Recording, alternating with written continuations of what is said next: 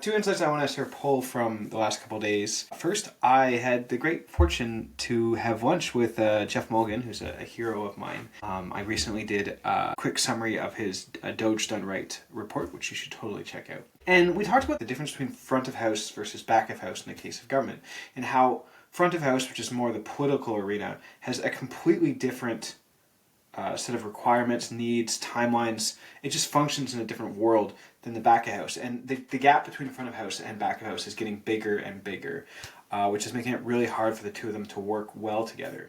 And it actually kind of reminds me a lot of something Gordon Guthrie wrote in his report, where he talked about this idea of like a gearbox and how there are different parts of government that move at different speeds.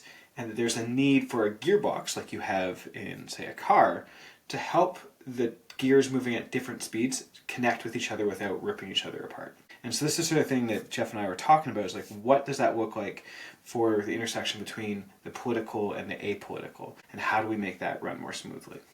The second insight I want to pull from is I recently had a chance to go to TransformGov Talks, which is a monthly meetup I help organize. If you're in London, totally check it out. It is the last Wednesday of every month. And so this past week, we had two really good talks. The one I want to really focus in on was one that was done by Dr. Moira Nicholson and Holly Marquez from the Cabinet Office.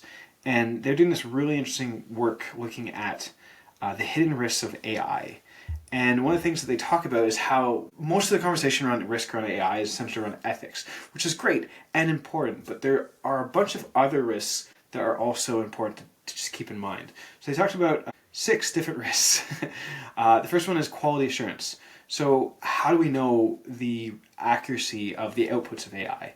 You know, when do we know it's hallucinating? When do we not know it's not hallucinating? There's a risk around that. The second is task tool mismatch. We are trying to throw AI at everything, but sometimes AI isn't the right tool or even the right type of AI to the right situation. And there's a risk that happens when we don't use the right tools. Perceptions and signaling. So how do people react emotionally to interacting with an AI? I mean, just think of the people's experiences right now with doing job interviews where they're being interviewed by an AI. It doesn't feel good. So there's a risk there around perception and signaling. Workflows. We're bringing in a whole new set of technology that's going to disrupt workflows in terms of the processes that teams and people use to function. And there's a risk with that. There's risks whenever you do disruption. Ethics is, of course, one of these risks. But the other one then, of course, is human connection. So if we have too much technology, there's a risk to relationships within this as well.